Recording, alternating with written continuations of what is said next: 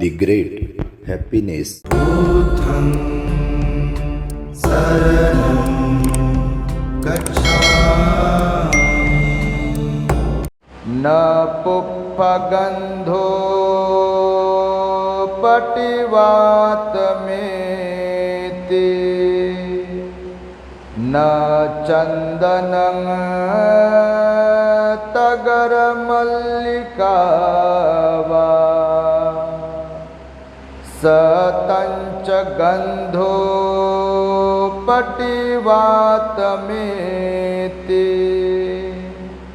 सप्पादिसा सपुरीसोपवाति।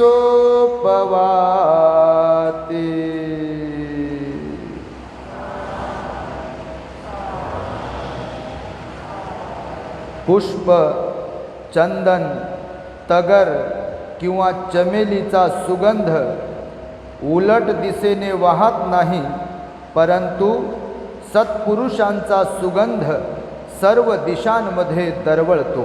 बुद्धवाणी धम्मपद. संपूर्ण विश्वाला ज्यांनी सुख, शांती, मानवता तथा दुःख मुक्तीचा आर्य संदेश दिला, असे ते दुःख मुक्तीचे मार्गदाता, दुःखमुक्त महामानव, महान कारुणिक तथागत भगवान सम्यक संबुद्ध तथागतांनी आपल्या शुद्ध प्रज्ञेतून निर्मिलेला सद्धम्म आणि त्यात सद्धम्माचा गेली 2500 वर्षांपासून सातत्याने अहोरात्र प्रचार आणि प्रसार करणारा पूजनीय भिक्खू संघ, या महान आणि सर्वश्रेष्ठ अशा त्रिरत्नांना प्रथमतः त्रिवार अभिवादन करतो. ज्यांच्या महान आणि असीम त्याग प्रभावामुळे आपल्याला जो हा अनमोल असा बुद्ध धम्म लाभला आणि ज्यांच्यामुळे आपल्याला हे एवढे मोठे वैभव प्राप्त झाले, असे महान युग प्रवर्तक, भारतीय राज्यघटनेचे शिल्पकार, परमपूज्य बोधिसत्व डॉक्टर बाबासाहेब आंबेडकर या महामानवाच्या महान अशा धम्मक्रांतीमध्ये संपूर्ण जीवनाला समर्पित करून आज या वर्षावास पर्वातील महान मंगलमय दिनी आपल्या अंबरनाथ पूर्व येथील धम्मदीप बुद्ध विहारामध्ये आयुष्यमान, श्रद्धावान धम्म उपासक उपासिका अस्मिताताई गौरीशंकर नागदिवे यांची सुपुत्री आस्था हिच्या जन्मदिनाचे औचित्य साधून भंतेजींच्या धम्मदेसनेचे आयोजन करण्यात आलेले आहे. भंतेजींना भोजन, शिवर आदी दान देऊन महान पुण्य संपादन करण्यासाठी म्हणून भंतेजींना इथे निमंत्रित केलाय. तेव्हा माझ्या समवेत धम्ममंचावर उपस्थित असलेले पूजनीय स्थानिकचे पूज्य भंते काश्यपजी आणि सर्वच भिक्षू संघ तथा धम्मदेसना श्रवण करण्यासाठी अंबरनाथ परिसर, उल्हासनगर, ठाणे, बदलापूर आणि बऱ्याच ठिकाणावरून उपस्थित असलेले आपण सर्व श्रद्धावान उपासक उपासिका, बालक तथा बालिकांनो, तद्वतच दी ग्रेट हॅपीनेस या आपल्या यूट्यूब चॅनलचे सर्वच दर्शक, सर्वप्रथम तुम्हा सर्वांच्या प्रती मंगलमैत्री सद्भावना व्यक्त करतो आणि आपणा सर्वांच्या दुःखमुक्तीकरिता 2600 वर्षांपूर्वी तथागत भगवान बुद्धांनी सांगितलेल्या धम्मोपदेशास प्रारंभ करतो. आपण सर्वांनी शांत, एकाग्र आणि श्रद्धायुक्त चित्ताद्वारे या अनमोल बुद्धवाणीला आपल्या हित सुखाकरिता श्रवण करावे, ग्रहण करावे.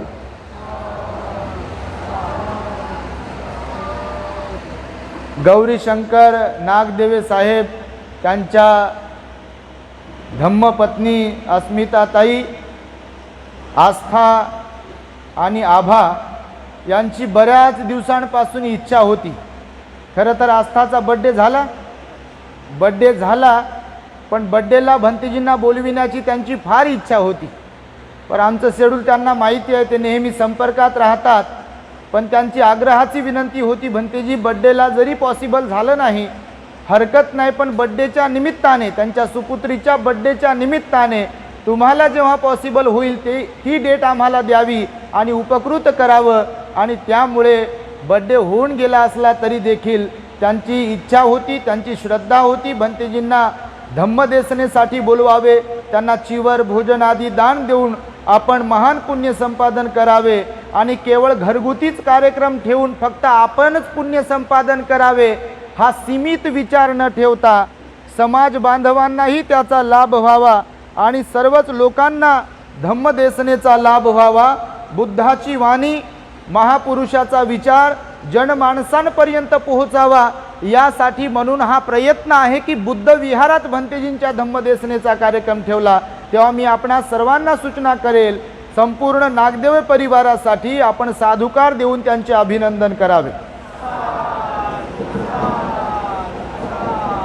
बड्डे व्हावेत, लेकरांचेही व्हावेत, पुरुषांचेही व्हावेत, स्त्रियांचेही व्हावेत, त्याच्यात काही वाईट नाही.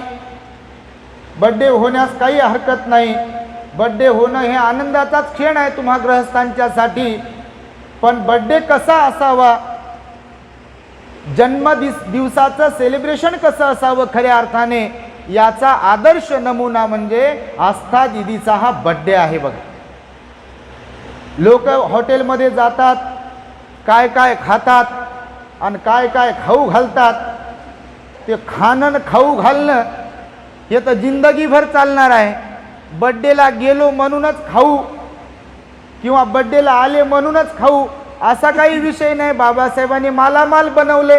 रोजच्या रोज जेव्हा म्हटलं तेव्हा वाटेल तेव्हा वाटेल ते खाण्याची पात्रता बाबासाहेबांनी गुलामांच्या मध्ये तयार केली की नाही. गुलामी का टूट गया जाल, ये है मेरे भीम का कमाल, आहे का नाही. आणि म्हणून खाण्यासाठी पिण्यासाठीच बड्डे साजरे करायचे नसतात, लेकरांचे वाढदिवस साजरे करायचे नसतात. तर त्या लेकरांच्या समोरही कायमस्वरूपी आदर्श राहील, त्यांना धम्माचा संस्कार प्राप्त होईल, घरामध्ये धम्ममय वातावरण तयार होईल आणि ज्यांना ज्यांना निमंत्रित करतो आहे त्यांनाही एक प्रेरणा मिळेल की खरंच जन्मदिवस जर करायचा आहे तर असा करावा. भंतेजींना बोलवावं, चिवर परिष्कार भोजन आदी दान द्यावं आणि लोकांच्या हितासाठी, लोकांच्या सुखासाठी धम्मदेसनेचं आयोजन करावं. आणि म्हणून अशा प्रकारचा बड्डे नागदिवे परिवार संपन्न करत आहे. आता आम्ही पाहतोय आपल्या दी ग्रेट हॅपीनेस या चॅनलच्या माध्यमातून, मला वाटतं तुम्ही जे काही बाहेरून आलात, आता इथे आहे, दुपारी बदलापूरला, सायंकाळी कामोठेला आहे, काल भांडुपला होतो, खारदांड्याला होतो, गरेगावला होतो, परवा परभणी, त्याच्या तेरवा काय म्हणतात ते नागपूरला होतो आम्ही. हे यासाठी म्हणून सांगतोय तुम्हाला की बुद्धाची वाणी सर्व दूरपर्यंत पोहोचली पाहिजे. त्यासाठी आम्ही बघा यूट्यूबवर चॅनलची निर्मिती केली. कोरोनाच्या पिरियडमध्ये मला वाटतं आता 1 वर्ष झालं आहे. फक्त एका वर्षामध्ये जवळपास आता किती 43-44 हजार सबस्क्रायबर झाले. बघा, सर्वात जास्त फॉलोअर्स आपले वाढत आहेत. फॉलोअर्स म्हणजे काय, आपण काय कोणी तिकडते काही फॉलोअर्सचा विचार नाही आहे, नाही तर डोक्यात आपल्या काही काही गोष्टी अशा फिट आहे. आपलं तिकडंच जाते अँटिना, तर तिकडचा काही विषय नाही, आपला इकडचा बुद्ध धम्माचा अँटिना फिरवला पाहिजे. तर बुद्ध धम्माचा आता जलद गतीने धम्माचा प्रचार आणि प्रसार होतोय. तुम्ही जर सोशल मीडियाचा पुरेपूर लाभ उठवत असाल, तुम्हाला सोशल मीडियाचं ज्ञान असेल, तर आता बघा मोबाईल प्रत्येकाकडे आहे आणि त्याच्या माध्यमातून घराघरात बुद्धाची वाणी आहे. आता लोक म्हणतात आम्हाला बोलताना की भंतेजी घरातही वागताना बोलताना लगेच आठवते, क्लिक होते, अरे भंतेजींनी सांगितलं की भगवान बुद्धांनी सांगितलं असं वागू नये, असं बोलू नये, असं काही करू नये की आपल्यामुळे कोणाला दुःख होईल, कोणाची परेशानी होईल, कोणाचा अपमान होईल, कोणाला त्रास होईल, कोणाच्या डोळ्यात अश्रू येतील. भगवान म्हणाले असं वागू नका, असं बोलू नका. लोक बोलून दाखवतात, बघा फार आनंद होतो. बुद्धाला हेच तर अभिप्रेत होतं. चालताना, बसताना, उठताना, खाताना, पिताना, झोपताना आपल्याला बुद्धच आठवला पाहिजे. का तर आपण बौद्ध आहोत ना. बौद्ध कुणाला म्हणतात, तर ज्यांची त्रिरत्नांवरती श्रद्धा आहे त्यांना बौद्ध म्हणतात. आणि श्रद्धा म्हणजे काय, तर फक्त हात जोडण्यापुरती नव्हे, मेणबत्ती लावण्यापुरती नव्हे, अगरबत्ती लावण्यापुरती नव्हे, फुलं वाहण्यापुरती नव्हे, ध्यानच करण्यापुरती नव्हे केवळ. तर श्रद्धा असेल तर त्या भगवान बुद्धांनी आई म्हणून, वडील म्हणून, सासू म्हणून, सून म्हणून, सासरे म्हणून, जावई म्हणून, पती म्हणून, पत्नी म्हणून, मुलगा म्हणून, मुलगी म्हणून आपल्याला जे काही कर्तव्य शिकवलं आहे त्याचं आपण पालन करतो आहे का? जर करीत आहे तरच आपण धर्मवान आहे, तरच आपण धम्मवान आहे, तरच आपण श्रद्धावान आहे. हे मी तुम्हाला नेहमी सांगतो. मी यासाठी म्हणून बोलतो असं डिरेक्टली काही गोष्टी की समाजात खरंच लय लोक ध्यान करणारे आम्ही पाहतो आहे, लय लोक विहारात जाणारे आम्ही पाहतोय, लय लोक विहाराचे पदाधिकारी असणारे आम्ही पाहतोय. पण जर विहाराशी संबंधित असणारे, ध्यान करणारे, वंदना करणारे, सुत्तपाठ असणारेच जर ध्यानावर नसतील, समजते तुम्हाला? हे लागल्या गोळ्यात लागण्यासाठीच असतात. नेहमीच सांगतो, कोणी वंदो की निंदो याच्याशी आपल्याला संबंध नाही काही. सांगा, तुम्हीच विचार करा क्षणभर. ह्या सगळ्या गोष्टी करत असताना तिळभरही आपला राग, द्वेष, लोभ कमी झाला नसेल आणि करत नसेल आपण, तर आपण धार्मिक आहे का? आपण श्रद्धावान आहे? पुस्तक लिहिलं म्हणून, पुस्तक वाचतो म्हणून, भाषण करतो म्हणून, ध्यान करतो म्हणून, वंदना म्हणतो म्हणून, आणि पाठ आहे म्हणून, आणि हे सगळ्या गोष्टी करतो म्हणून का धार्मिक आहे? भगवान म्हणाले धार्मिक कोणाला म्हणतात? बौद्ध साहित्यात धार्मिक सुत्त आहे. त्याच्यात सांगितलं भगवंताने की ज्यांचा काया वाचा मनावर संयम आहे, ज्यांच्यात विनम्रता आहे, ज्यांची 3 रत्नांना सोडून दुसरीकडे कुठंच श्रद्धा नाही, जे आपल्या कर्तव्याच्या पालनामध्ये कोणतीही कसूर करत नाहीत, त्यांना मी धार्मिक समजतो म्हणाले भगवान बुद्ध. समजते तुम्हाला? आणि म्हणून तुम्हाला मी सांगेल, आज छोटासा उपदेश देणार आहे. अनेक उपदेश दिलेले आहेत. तुम्ही पराभव सुत्त ऐकत असाल आपल्या चॅनलवरून, सिगालोवाद सुत्त ऐकत असाल आपल्या चॅनलवरून, आणि मागच्या वर्षीच्या वर्षावासात महामंगल सुत्त शिकवलंय तेही ऐकत असाल, आणि काही अवांतर उपदेशही ऐकत असाल. एकही विषय सोडत नाही आपण, ते सगळेच विषय घेतले आपल्या चॅनलवरती. लोक भरपूर ऐकतात आणि परिवर्तन करतात. तर आज मी आपणास सांगणार आहे, बघा भगवान काय म्हणाले माहिती आहे? मी आता जी प्रारंभी गाथा म्हणालो ती धम्मपदातील गाथा आहे. धम्मपदातील गाथेनं आपण प्रारंभ करतो, बुद्धवाणीनं आपण प्रारंभ करतो धम्मदेशनेचा. त्याचा अर्थ काय माहिती आहे तुम्हाला? भगवान म्हणाले पुष्प, चंदन, तगर आणि चमेलीचा सुगंध कधीही उलट दिशेने वाहत नाही. झाड पाहिलं का तुम्ही? चंदनाचं झाड पाहिलं का? सुगंधित असते चंदन. चमेली माहिती आहे का तुम्हाला? तगर माहिती आहे का तुम्हाला? पुष्प माहिती आहे का तुम्हाला? पुष्पा फुलल्यावर ते जर सुगंधित असेल तर त्याचा गंध, सुगंध हवेच्या उलट दिशेला वाहते. काय? समजा आता हे गुलाब आहे नाही का, हे सुंदर आहे बघा, गुलाब आहे, याला अजून कोणकोणते फुलं आहे. समजा हे सुगंधित आहे आणि हे फॅन आता इकडे हवा फेकत आहे, तर हे गुलाब जरी असला, चमेली जरी असली, मोगरा जरी असला, तर ह्याचा सुगंध तिकडे जाईल का? कोणीकडे जाईल? तिकडेच जाईल. भगवान म्हणाले कोणत्याही फुलांचा सुगंध, चंदनाचा सुगंध, चमेलीचा सुगंध हवेच्या उलट दिशेला कधीही जाऊ शकत नाही. परंतु या जगतामध्ये जे कोणी सिलवान, सदाचारी, चारित्र्य संपन्न लोक आहेत, जे लोक सत्पुरुषांच्या सज्जनांच्या पंगतीमध्ये बसलेले आहेत, संगतीमध्ये बसलेले आहेत, त्यांच्या मात्र सुगंध जो असतो ना, त्यांचा सुगंध, त्यांच्या आचरणाचा सुगंध ह्या सगळ्या दिशांना पसरतो. बघा पसरतो का नाही? मुख्यच बसले तुम्ही तर बाबा. अहो खरंच तर पसरतो. आपले भगवान कुठे जन्मले? बोधिसत्व म्हणून लुंबिनी. आता कपिलवस्तू ना आपले लुंबिनी नेपाळमध्ये आहे. नेपाळ कुठं आहे? भारताच्या पलीकडचं राष्ट्र आहे की नाही आता. पण आज जरी सिद्धार्थ गौतम बोधिसत्व म्हणून लुंबिनीमध्ये जन्मले, गयेमध्ये त्यांना ज्ञान प्राप्त झाले, 45 वर्ष जवळपास संपूर्ण भारतभरामध्ये आणि जिथे कुठे गेले त्यांच्या वर्षावासाच्या दरम्यान त्यानंतर फिरत राहिले. अनेक लोकांना बदलवलं त्यांनी. परंतु आज किती वर्ष झाले आपल्या भगवंताला जाऊन येऊन? 2600 वर्ष झाले का नाही? 26 वर्ष पूर्ण झालेल्या नंतर सुद्धा देखील आज घराघरात, देशादेशामध्ये, नगरात, शहरात, गावात, स्त्रीमध्ये, पुरुषामध्ये, भिक्षूंमध्ये भगवान बुद्धाचं नाव काढलं की असे हात जोडल्या जातात. हा शीलाचा सुगंध आहे, हा सदाचाराचा सुगंध आहे, जो सर्व दिशांना पसरतो. फक्त नेपाळ पुरते मर्यादित राहिले का भगवान आपले? बुद्ध गयेपुरते मर्यादित राहिले का भगवान आपले? नाही, सर्व दूर पर्यंत. अहो, जे स्वतःला दुश्मन समजत होते भगवंताचे, तेही भगवंताला वंदन करतात. तुम्ही बौद्ध साहित्य जर वाचलं तर ब्राह्मण, क्षत्रिय, वैश्य आणि शूद्र या चारही वर्णांतील लोक भगवंताला शरण आले का नाही? आले का नाही? तुम्ही तर कोण आले तिकडेच पाहता. भगवंताला लोक शरण येतात का नाही आज पण? तर हा शीलाचा सुगंध आहे, फुलाच्या उलट आहे हा. बाबासाहेबांचा जन्म झाला बघा कोकणामध्ये, सॉरी आपल्या महूला. कोकणामध्ये बालपण गेलं, मूळ गाव त्यांचं तिथे होतं. मुंबईमध्ये शिक्षण घेतलं, इथे राहिले, इथे काम पण केलं. औरंगाबादला कॉलेज बांधलं, नागपूरला दीक्षा घेतली, कुठे कुठे मोर्चा, आंदोलन, सत्याग्रह केला. पण बाबासाहेब केवळ महू गावापुरते, केवळ आंबावडे गावापुरते, केवळ दादरच्या त्या परळच्या डबक चाळीपुरते मर्यादित राहिले काय?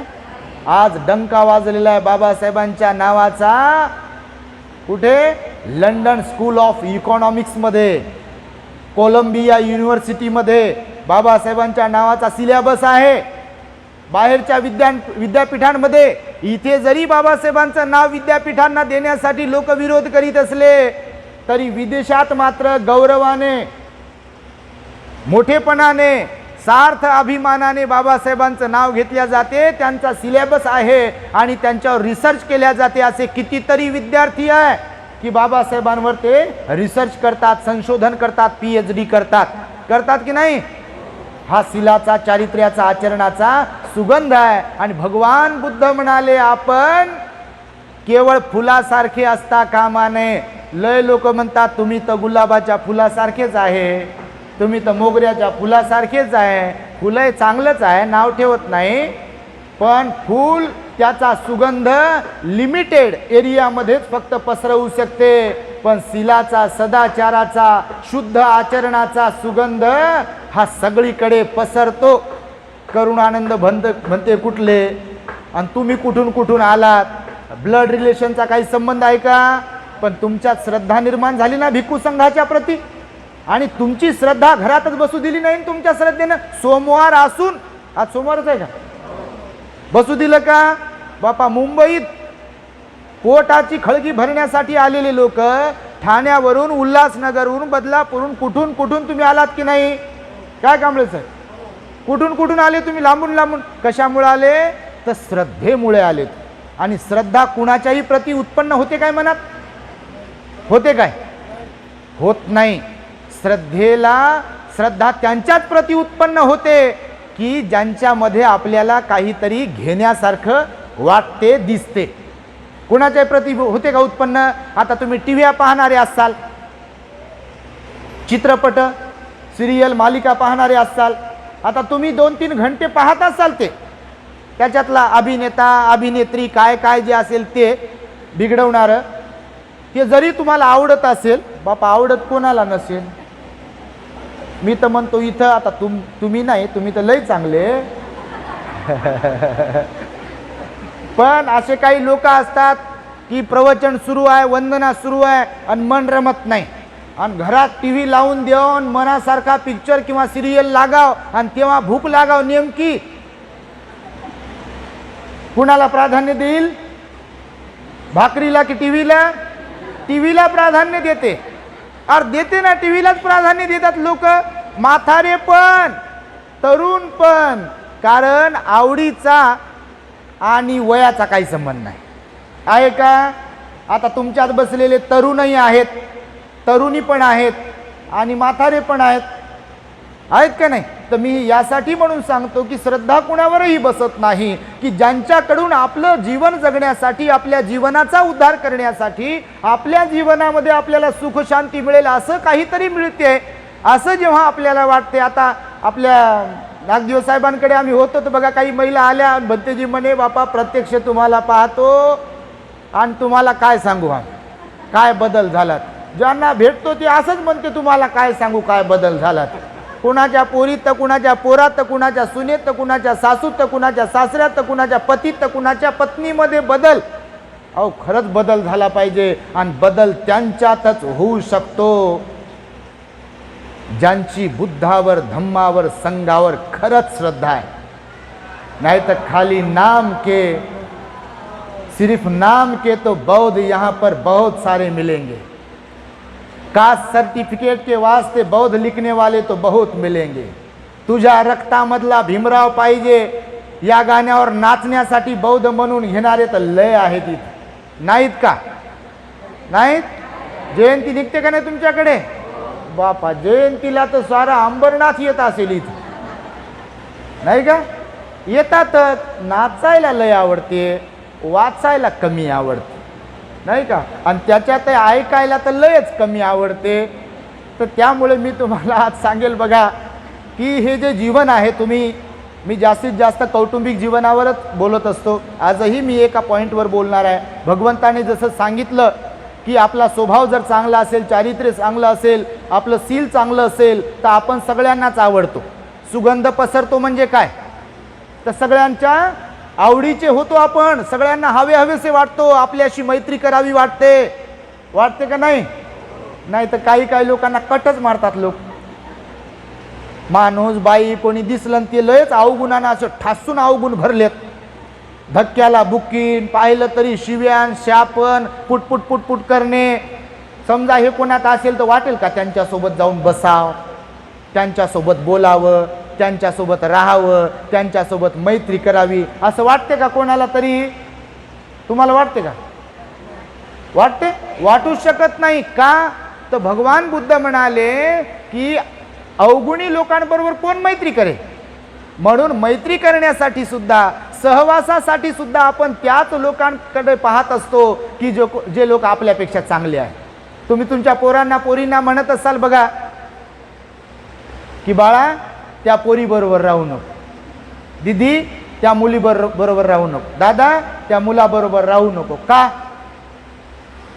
का म्हणता तुम्ही असे? म्हणत असाल ना का तर त्यांचा स्वभाव बरोबर नाही, त्यांच्यात अवगुण आहे ज्यांच्या कुणाबद्दल बोलताय तुम्ही. आणि त्यामुळे हे जीवन जगत असताना बघा भगवान म्हणाले कौटुंबिक जीवन जगत असताना, गृहस्थ जीवन जगत असताना, सार्वजनिक जीवन जगत असताना आणि सामाजिक जीवन जगत असताना एक गुण सद्गुण आपल्यात असायला पाहिजे. तसे तर लय सद्गुण असायला पाहिजे, पण एक सद्गुण असायला पाहिजे आणि तो म्हणजे सहनशीलता. कोणता सद्गुण असायला पाहिजे? ज्यांना कुणाला कौटुंबिक सामाजिक सुख हवाय त्याने स्वतःला सहनशील बनवावं. ज्यांना कुणाला वाटते आपल्या कुटुंबाची विस्कटलेली घडी सुरळीत नीट बनावी त्यांच्यामध्ये कोणता सद्गुण पाहिजे? सहनशीलता. भगवंतांनी 10 पारमिता शिकवत असताना त्या 10 पारमितांमध्ये एक पारमिता सांगितली आहे, त्याला म्हटलाय खंती पारमिता. कोणती? भूका लागल्या का? हा बापा प्रसन्न झाले. तर खंती पारमिता, खंती मीन्स पाली शब्द आहे, त्याला क्षांती म्हटलाय. क्षांती आणि क्षांतीलाच मग सहनशीलता म्हटलेला आहे. पालीमध्ये खंती, हिंदी मराठीमध्ये त्याला क्षांती आणि पुन्हा त्याचा विस्तार केला तर सहनशीलता. पाहिजे का नाही आपल्याकडे? धक्क्याला बुक्की असा स्वभाव जर आपला असेल घरात बाहेर सगळीकडे तर लोक जवळ थांबतील काय आपल्या? कोणी घरचे तरी आपले बनतील काय? मी नेहमी सांगतो तसं होते. मग 10 वर्ष झाले म्हणते भंतीजी लग्नाला, या माणसाला काहीच समजत नाही म्हणते. 10 वर्ष झाले म्हणते भंतीजी लग्नाला, हिला काहीच कळत नाही म्हणते. आणि लग्नाच्या पसंतीच्या वेळेस कुठं गेलं होतं तुमचं? तेव्हा आता म्हणे बापा लयच सुंदर आहे, लयच सुंदर आहे, बायोडाटा तर लयच चांगला. नसते का चांगला? तुम्हीच तर पसंत करता. आणि मग काय गणित बिघडते, वर्षानं 2 वर्षानं 3 वर्षानं, कुणाचं 4 वर्षानं, कुणाचं 5 तर कुणाचं 10 तर कोणी 25 वर्षानं म्हणते आता काय जमत नाही, म्हणते सहन होत नाही, म्हणते बस झालं म्हणते जी मला दीक्षा देता का म्हणते. अरे बापा आमच्यावर कशाला काढता, घरीच थांबा, आमच्यावर कशाला काढता तुम्ही. तिकडचा राग येऊन इकडं काढाल तर काय करावं, पुन्हा समाज परेशान. भंतेजी हे कुठून आले दीक्षा घेऊन, यांना काहीच सहन होईना म्हणते. भंतेजी भोजन बनवलं ते सहन होईना, दान दिलेलं ते सहन होईना, अशा कंप्लेंट येतात हो. म्हणून मी आजकाल जाहीरपणे सांगतोय बघा की दीक्षा जर घ्यायची आहे, चिवर जर घ्यायचं आहे तर एक तर लहानपणात घ्या, लग्नाच्या अगोदर घ्या, लग्न झाल्यावर नका. मी कालही तिथे बोललो, खारदांड्याला, खार रोडला भिक्षू लोकांना पण बोलतो. आपण बोलतो म्हणजे काय तर जस्ट आपण सांगतो की कोणी वैतागून भिक्षू होण्यात काय अर्थ नाही, वैतागून दीक्षा घेण्यात काय अर्थ आहे. कारण काही लोकांच्या स्वभावाबद्दल बोलताना भगवंताने पण सांगितलं आणि व्यवहारात पण एक म्हण आहे बघा, सुंब जळते, सुंब कळते का तुम्हाला, बाजेचं सुंब जळते पण पीळ कायम राहत. जशास तसेच तुम्ही धम्म सहलीत न्या तोच मोड, विहारात न्या तोच मोड, ध्यानाला न्या तोच मोड, कोणता कार्यक्रम असू दे, घरचा बाहेरचा, एकच मोड. मोड बदलायला तयार नाहीत माणसं. असे काही माणसं असतात. माणसं म्हणजे यांनाच बोलत नाही बरं, माणसं म्हणजे सगळेच आले ते, आणि सगळ्या जाती धर्माची गोष्ट आहे ही, काही बौद्धांसाठीच गोष्ट नाही आहे. भगवंताचा उपदेश सार्वजनिक आहे. कोणत्याही संत महापुरुषांचा उपदेश हा लिमिटेड नसतो, सीमित लोकांसाठी नसतो. पण आपल्या देशातल्या इतर लोकांची मात्र दुर्दैव आहे, खेदजनक बाब आहे की आपल्या देशातल्या लोकांनी संतांना, महापुरुषांना, अर्हतांना, बुद्धांना वाटून घेतलेला आहे. बघा कालही मी बोललो भांडूपमध्ये बोलताना, लोकांना महापुरुष हवेत पण फक्त निवडणुकीपुरती. बघा तुम्ही, त्यांच्या शिकवणुकीशी संबंध नाही. हात जोडू आम्ही त्यांना, त्यांच्या फोटोला हात जोडू, त्यांच्या फोटोला फुलं वाहू, त्यांच्या फोटोला हार घालू, पण त्यांचे विचार मनात नाही घालू. घालतात का विचार?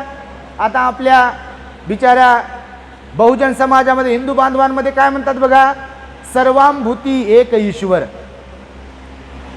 आता सहज समजण्यासारखी गोष्ट आहे बघा, हे फार अवघड नाही. काय म्हटलेलं आहे, सर्वांभूती, भूत म्हणजे माणसं. बौद्ध साहित्यातही परित्राणात भूत शब्दाला, भूत म्हणजे ते नाही, माणसांना पण भूत म्हटलेलं आहे. या भूतलावर राहतात म्हणून, नाही तर तुम्ही म्हणाल भूत आणि माणूस. आपण कुठे राहतो, कशावर राहतो, पाण्यावर राहतो का हवेत, तर भूतलावर राहतो म्हणून भूत पण म्हटलेलं आहे. काही शब्द असे आहेत की एकाच अर्थाचे वेगवेगळे शब्द पण वापरलेले आहेत. बघा मराठीमध्ये पण एकाच अर्थाचे अनेक शब्द असतात की नाही समानार्थी, तर तसे. तर सर्वांभूती एक ईश्वर असं म्हटले जाते का नाही. मी म्हणतो माझ्या इतर बांधवांना, भगिनींना या शब्दाचा कधी तर अर्थ जाणव. जर सर्वांभूती एक ईश्वर आहे तर इथे बलात्कार का होता, सर्वांभूती एक ईश्वर आहे तर इथे नग्न धिंड का काढल्या जाते, सर्वांभूती एक ईश्वर आहे तर इथे चाकूनं, सूर्यानं कुणाला तरी कसं मारल्या जातं, सर्वांभूती एक ईश्वर आहे तर कुणाला तरी आडनावावरून का म्हणून डावलण्यात येतं. सर्वांभूती एक ईश्वर आहे का नाही, म्हणजे प्रत्येकात ईश्वर आहे असं म्हणणं आहे का नाही, आहे का हकीकतमध्ये नाही आहे. आणि म्हणून मी तुम्हाला सांगतोय बघा की आपलं जीवन जगत असताना आपल्यामध्ये असायला पाहिजे ती सहनशीलता असली पाहिजे. तर भगवंताने सांगितलं बघा, असहनशील असण्याचे 5 दुष्परिणाम आहेत. किती ऐकत आहे ना तुम्ही, प्रसन्न चित्ताने ऐका बरं. घरचं गाठोडं इथे येऊन बसू नका, एकदम प्रसन्न मुद्रा ठेवा. गाठोडं घरी ठेवत जा बाहेर निघताना, समजते ना तुम्हाला. गाठोडं नेहमी सांगतो आपण, गाठोडं घरीच ठेवायचं कधी पण, ते घरीच ठेवलं पाहिजे, बाहेर नाही नेलं पाहिजे, नाही तर गणित बिघडते. मग लोक लगेच हटकतात. मग काय झालं तुम्हाला, 12 का बरं वाजले चेहऱ्यावर, आता वाजतात ना चेहऱ्यावर कोणाकोणाचे, घड्याळात तर एकदाच वाजतात, पण लोकांच्या चेहऱ्यावर तर लयच वेळेस वाजतात 12. मनाच्या विरुद्ध झालं की लगेच 12च. सेकंदाचा काटा, मिनिटाचा काटा आणि घंट्याचा काटा एकाच ठिकाणी असा तोच मोड. चष्मा लावलेला त्याच चष्म्यातून पाहणारच. स्माईल नाही, इस्माईल नाही, हास्य नाही ना, काहीच नाही एकदम. मी नेहमी सांगतो, तुम्हाला जर निरोगी राहायचं असेल तर चेहऱ्यावर हास्य ठेवत जा. भगवंतानी हसण्याला मनाई केली नाही. भगवंताच्या बद्दल लय गैरसमज पसरवले आपल्या लोकांनी. बघा तुम्हाला सांगतो, लय लोकांनी भगवंताच्या बद्दल एवढे गैरसमज पसरवलेत. आपल्याच लोकांची गोष्ट हो, लयच गैरसमज पसरवलेत. एक म्हणते हे मान्य, एक म्हणते ते मान्य नाही, एक म्हणते हे सांगितलंय ते नाही सांगितलं म्हणते. आणि अभ्यासाचा पत्ता नाही. कोणाचं तरी पुस्तक वाचलेलं असते, कोणतरी लिहिलेलं रिकाम्या माणसानं, आणि ते वाचून तेच गृहीत धरते काही काही लोक आणि म्हणतात हे असं असं आहे. भगवान बुद्धांनी कोणत्या अशा गोष्टी, भगवान म्हणाले प्रसन्न राहता आलं पाहिजे. आणि प्रसन्न राहण्याचं काय डेफिनेशन आहे? मी असं राहिलं हे प्रसन्न आहे का? चेहऱ्यावर आपल्या जर स्माईल असेल तर ते प्रसन्न राहणं आहे. आणि प्रसन्न तेच राहू शकतात की ज्यांचं इकडं प्रेम, आपुलकी, जिव्हाळा, दया, सहनशीलता आहे. ज्यांचं इकडचं मशीन बिघडलंय त्यांचं इकडचंही मशीन बिघडते. असे लोक असतात बघा. दुःख प्रत्येकाला आहे, पण याचा अर्थ असा नाही, मी आताच प्रवचन टाकलं होतं बघा काही दिवसापूर्वी, की तुम्ही दुःखाला कवटाळणाऱ्यांपैकी आहात की दुःखावर उपाय शोधणाऱ्यांपैकी आहात. हे स्वतःला विचारा. दुःख तर आहे ना. पटाचारीला नव्हतं का दुःख? होतं की नाही? किसा गौतमीला दुःख झालं की नाही? यशोधरा माताला सोडून गेले सिद्धार्थ गौतम, जगात सर्वात सुंदर व्यक्तिमत्व. दुःख झालं असेल की नाही? महाप्रजापती गौतमीला दुःख झालं असेल की नाही? राजा शुद्धोधनाला दुःख झालं असेल की नाही? आपल्या बाबाचे 4 लेकरं गेले, दुःख झालं असेल की नाही? रमाईचे 4 लेकरं गेले, दुःख झालं असेल की नाही? याच्यापेक्षा आपलं कोणतं दुःख मोठं आहे? तुम्हालाच विचारतो. इथं बसलेल्यांपैकी असं कोण आहे की हे जे मी तुम्हाला 2-3च उदाहरण दिले ह्याच्यापेक्षा भयानक दुःख तुमचं आहे असं वाटते का तुम्हाला? खरंच वाटते का? प्रामाणिकपणे सांगा. वाटेल तुम्हाला? वाटू शकत नाही. आणि म्हणून बघा, भगवंताने सांगितलं 5 दुष्परिणाम आहेत असहनशील असण्याचे, आणि सहनशील असण्याचे 5 सुपरिणाम आहेत. तर मी ते थोडक्यात सांगेल तुम्हाला. तर बघा, पहिला असहनशील असण्याचा काय दुष्परिणाम आहे माहिती आहे तुम्हाला? पहिला दुष्परिणाम आहे असहनशील असण्याचा, की असे असहनशील असणारे लोक सर्वांना अप्रिय असतात. असतात की नाही? सहनशील नसणारे बापा त्यांच्या वाटेत नका जाऊ म्हणतात. म्हणता का नाही तुम्ही? तर पहिला दुष्परिणाम आहे की आपण कोणाला प्रिय असत नाही, अप्रिय असतो आपण सगळ्यांचे. का? तर आपल्यामध्ये असहनशीलता असते. म्हणजे सहनशीलता नसेल तर आपण सगळ्यांना अप्रिय असतो. दुसरी गोष्ट सांगितली की कुणालाही आपण आवडत नाही. आवडतात का असे लोक? आवडतात? अहो बापा, लोक कंप्लेन करताना आता आम्हाला काही पर्सनल गोष्टी, लय पर्सनल गोष्टी सांगतात, सिक्रेट गोष्टी सांगतात. कारण मी सांगितलं एका प्रवचनात की आपलं दुःख, आपले प्रॉब्लेम्स अशा व्यक्तीला सांगा की जी व्यक्ती तुम्हाला सोल्युशन देईल, उपाय सांगेल त्याच्यावर प्रामाणिकपणे. अशा व्यक्तीकडे आपलं दुःख अजिबात मांडू नका. की जी व्यक्ती काड्या लावेल, काड्या टाकेल, इंधन टाकेल, रॉकेल टाकेल, घासलेट टाकेल, डिझेल टाकेल. आणि जगात 99% लोक तर असेच आहे. म्हणून तो विशाखामिगार मातेला भगवान बुद्ध म्हणाले, घरातला विस्तव बाहेर देऊ नको आणि बाहेरचा विस्तव घरात आणू नको. उपमेद्वारे सांगितलं ना. काय अर्थ सांगितला त्याचा? की घरात जर कुरबुर झाली, काही भांड्याला भांडं लागणारच आहे, तर जर झालं की लगेच मला शिव्या दिल्या, मला बोलले, माझा अपमान केला आणि माझाच अपमान केला, आणि मला जास्तच भांडे घासायला सांगितले, आणि मला झाडू मारायला सांगितलं. पण कोणती गोष्ट महिलांना सांगत नाही, पुरुषांची गोष्ट सांगतो. असं जर होत असेल धक्क्याला बुक्की, तर आपलं भलं होईल का? विशाखामिगार मातेला उपदेश केला बघा, ते तुम्हाला सांगेल विस्ताराने कधीतरी मी, तो ऐका तुम्ही. अत्यंत सुंदर आहे. आणि म्हणून आपण असायला पाहिजे सहनशील, असहनशील नसायला पाहिजे. असहनशील असेल तर पहिला कोणता दुष्परिणाम सांगितला? आपल्याला सगळे लोक अप्रिय समजतात. आणि दुसरा दुष्परिणाम सांगितला की आपण कुणाला आवडत नाही. आता काही लोक असे की लोक बाहेरचे त्यांना लाईक करतात असं त्यांना वाटते.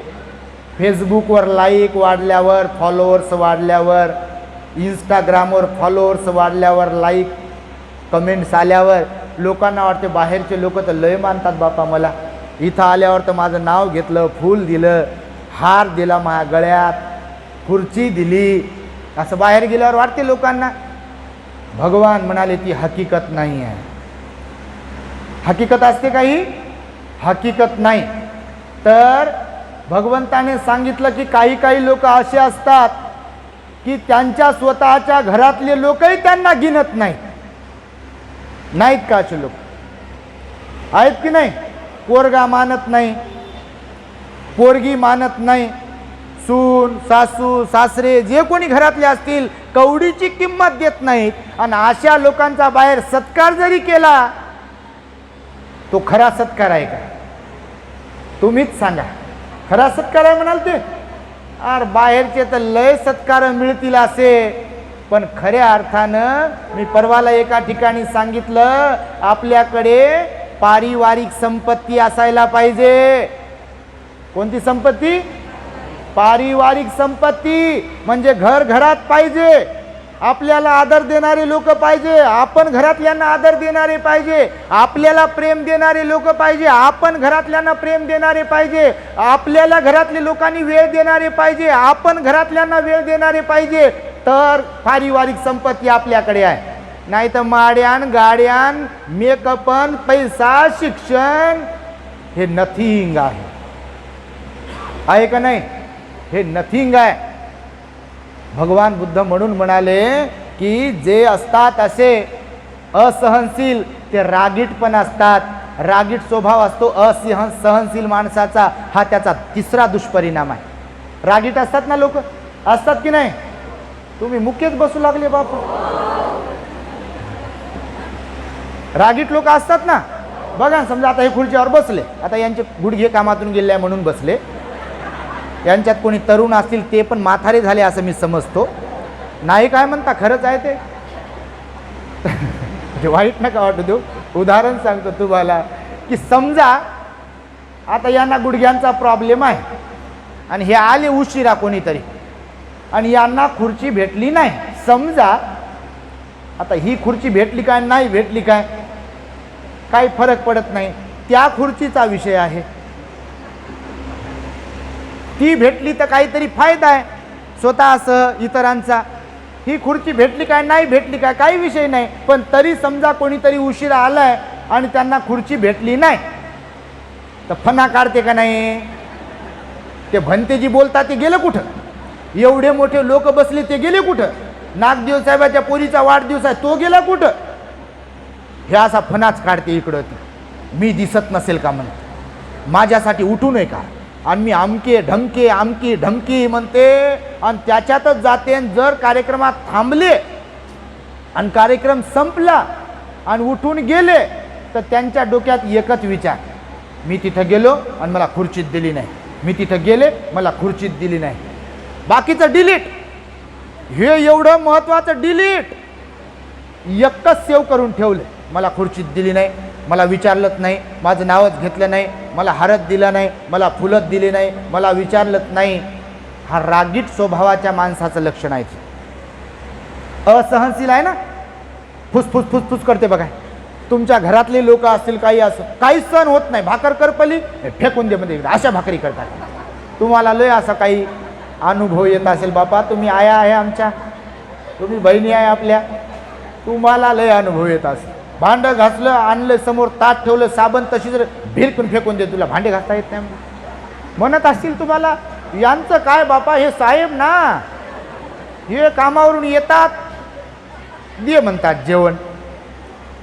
बाबासाहेब आपले स्वयंपाकी सुद्धा देखील होते, आम्हाला बनवता येते काही स्वयंपाकातलं. माणसाला सगळं जमलं पाहिजे. अडी अडचण कोणाला येऊ शकते ना. पण काही काही लोकांना जमत किचनमध्येच आलेले नसतात लोक. काही काही म्हणे बा किचनमध्येच आलेले नसतात, जेवण वाढून घेता येत नाही, जेवण वाढून दिलं नाही म्हणून उपाशीच झोपणारे लय लोक असतील नसतील का? मला वाढूनच दिलं नाही म्हणते, मी एवढा परेशान होऊन आलो, एवढं कमवतो, कोणासाठी कमवतो? कोणासाठी कमवतो? कोणासाठी कमवता? एकट्यासाठीच घरच्यासाठीच कमवता का? तुमच्यासाठी नाही कमवत? तुमच्यासाठी पण तर कमवता ना. घरात सोफा टीव्ही हे सगळं काही घेतले, त्याचा उपभोग घेता का नाही? तुम्ही पण घेता ना. आणि म्हणून बघा भगवंताने सांगितलं रागीट स्वभाव, असहनशील माणसाचं तिसरं लक्षण कोणतं आहे? रागीट. राग राग राग राग चिडचिड चिडचिड चिडचिड करतात बघा काही लोक. 60 गाठल्यावर मात्र हे नॅचरली बऱ्याच लोकांकडे जाते, पण जे ध्यानी असतात आणि 60 जरी 70 जरी गाठली आणि या मार्गात जर असतील तर इतरांच्या तुलनेत मात्र त्यांचा स्वभाव चिडखोर नसतो. हे पण तुम्हाला सांगतो. लोक म्हणतात की नाही 60 गाठल्यावर कोणती आई असेल कोणते बाबा असतील तर चिडचिडपणा करतात, पण मी सांगतो तेच चिडचिडपणा करतात की ज्यांच्याकडे बुद्ध धम्म माहीत नाही, ज्यांना ध्यान माहीत नाही. म्हणून तुम्ही 60 गाठली नसलेले जेवढे काही असाल तर आतापासूनच धर्मवान बना, ध्यानी बना, सिलवान गुणवान बना, म्हणजे तुम्ही चिडचिड खडूक बनणार नाही, तुम्ही रागराग करणारे बनणार नाही. तर म्हणून तिसरं सांगितलं की रागीट स्वभाव असतो असहनशील माणसाचा. चौथं सांगितलं पश्चाताप करणारे असतात असहनशील लोक. कसे असतात? पश्चाताप करणारे. कुठे करतात पश्चाताप माहिती आहे का? जसं की इथं आलेत, आता तुम्ही नाही पण तुमच्यात समजा असं कोणीतरी असू शकते, कारण सगळेच लोक ना श्रद्धावान असतात, ना धार्मिक असतात, ना ऐकून घेणाऱ्यांपैकी असतात. फार कमी लोक असे असतात, जास्त असे असतात की ऐकून घेण्याची सवय नाही, असं की नाही? तर इथं कोणी समजा बसलेला असेल असे की बसलेत तर सही, आणि इथून बसलेत आणि क्षणाक्षणाला त्यांच्या मनात पश्चाताप येऊ लागला. काय गड्या इथं बसलो आपण, काय गड्या बोर होऊ लागलं इथं, अरे गड्या मांडी घालून बसला, सोफा आपल्या घरी एवढा भारीचा सोडून इथं येऊन मांडी घालून बसलो फरशीवर. हे पश्चाताप. अशा प्रकारे पश्चाताप करतात कोण? जे असहनशील आहेत. करतील का नाही? बिलकुल करतील. वेळ वाया गेला म्हणतील, चित्रपट पाहायचा राहून गेला म्हणतील, बापा सिरियल लागते नेमकं नागदिवे साहेबाला कळू नाही का? 12 वाजता आणि 1 वाजता कुठं प्रवचन ठेवाव का? आवडीचं सिरियल गेलं ना आपणला आता. हे पश्चाताप आहे का नाही करून घेणं? तर भगवान म्हणाले असहनशील असणाऱ्यांमध्ये हा चौथा दुष्परिणाम असतो की त्यांना पश्चाताप होतो. धार्मिक ठिकाणचा पण पश्चाताप होतो. काही एक माऊली त्या दिवशी म्हणे, भंतेजी यूट्यूबवरून तुमचे प्रवचन ऐकते म्हणे, मी उपोषत माहीत नव्हतं मला, मी उपोषत पालन करते म्हणे, मी तरुण आहे म्हणे आता, आणि तुमच्यामुळे हे सगळं कळालं म्हणे. मला अगोदर खरंच काही माहिती नव्हतं, पण मी उपोषत करते, मी रोज सकाळी लेकरांना घेऊन भगवंतासमोर बसून वंदना करते. हे माझ्या नवऱ्यालाही आवडत नाही, सासूलाही आवडत नाही आणि सासऱ्यांनाही आवडत नाही. याच्यावर उपाय आहे का म्हणे भंतेजी काय? मी म्हटलं बाई काही दुखणे असे असतात की त्याच्यावर उपाय औषधच नसते.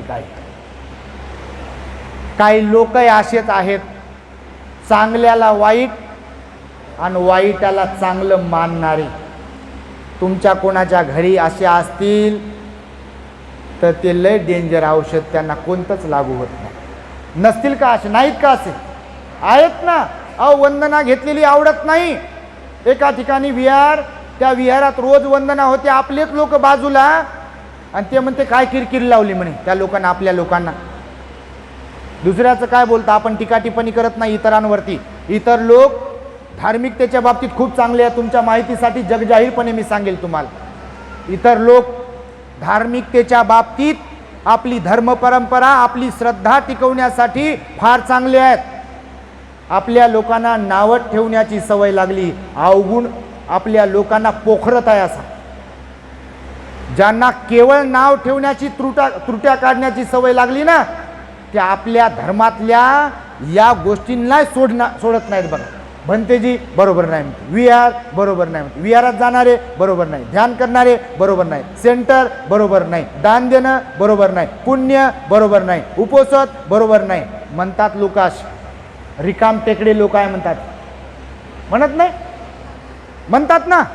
अहो आम्हाला म्हणायला बसले लोक रिकाम टेकडे, तुम्हाला काय सांग. पण आपण भगवान बुद्धाचे पुत्र आहोत, नाही का, बाबासाहेबांचे लेकरं आहोत. मी सुरुवातीलाच तुम्हाला म्हणालो, कोणी वंदो अथवा निंदो. काल त्या खारदांड्यामध्ये बोललो मी, तिथं विपसनाचार्य गोयंका गुरुजींच्या घरातले लोक होते काल, तिथे पण बोललो की ध्यान केव्हा लागू शकते तुमचं, ध्यानासाठी टर्म्स आणि कंडिशन्स काय आहेत. तर हे यासाठी म्हणून सांगतो तुम्हाला, विषयांतर होते म्हणून मी सांगत नाही विस्ताराने. पण आजही असे लोक आहेत की पश्चाताप करून घेणारे. त्या औरंगाबादमध्ये मिलिंद कॉलेजवरती एक कार्यक्रम होता आत्ता काही दिवसांपूर्वी. एक दुसऱ्या समाजातून आपल्या समाजात आलेला सुंदर असा एक माणूस आहे, मूर्त्या वाटप करते. तर धर्मांतर करायचं होतं काही लोकांना तिथं. तर तो माणूस म्हणे, हिरो पहिल्या 5-6 प्रतिज्ञा घेऊ नका म्हणे भंतेजी. माहिती आहे का तुम्हाला ही गोष्ट. आपले लोक हुरळून जाणारे आहेत. हुरळून जाणे समजते ना तुम्हाला, हुरळून जाणारे लोक आपले. काही वेगळं दिसलं, वा वा वा वा वा, अरे बाप, असं का, दीक्षा घेतली का त्यांनी, आणि हिरो आहेत का, फुकट मूर्त्या वाटप करतात का, असं करतात का, तसं करतात का. शहानिशा केली पाहिजे, शहानिशा केली पाहिजे. हुरळून जाणाऱ्यांपैकी नसलो पाहिजे आपण. समजते तुम्हाला मी काय बोलतोय ते. शहानिशा केली पाहिजे, पारख असली पाहिजे आपल्याकडे, पारख. बोलताना माणसांना ओळखणाऱ्यांपैकी आपण असलो पाहिजे. 5-10 मिनिटाचा सहवास ज्यांच्यासोबत आहे त्यांना ओळखणाऱ्यांपैकी आपण असलो पाहिजे. एवढं ज्ञान आपल्याला असायला पाहिजे. मी जे बोलतो की नाही तुम्हाला नेहमी की लोकांकडे पाहिलं की 5च मिनिटात आपण चर्या ओळखतो, हे हवेत बोलत नाही, खरंच ओळखतो. कारण लहानपणापासून समाजातच आहे. कोण ओरिजिनल श्रद्धावान आहे, कोण डुप्लिकेट श्रद्धावान आहे हे समजते आपल्याला. कोण मनातून दान पुण्य करते आणि कोण दिखाव्यासाठी करते हे समजते आपल्याला. म्हणून सगळेच लोक आपल्याजवळ येत नाहीत, म्हणजे माझ्याजवळ. ज्यांना दिखावा करायचा आहे, ज्यांना, तर ते तिकडे दुसरीकडे जातील. पण आपल्याकडे तेच लोक येतील की ज्यांना भगवंताने सांगितलेलं, बाबासाहेबांनी सांगितलेलं वस्तुस्थिती मान्य असेल. आणि म्हणून मी तुम्हाला हे सांगतो की पश्चाताप करणारे सुद्धा काही लोक आहेत, हे लक्षात येतं तुमच्या. आणि 5वं सांगितलं अवगुण, मरताना मूर्ख राहूनच मरतात. असहनशील असणारे लोक मरताना कसे मरतात, मूर्ख राहूनच. तर मूर्ख म्हणजे काय माहिती आहे का तुम्हाला.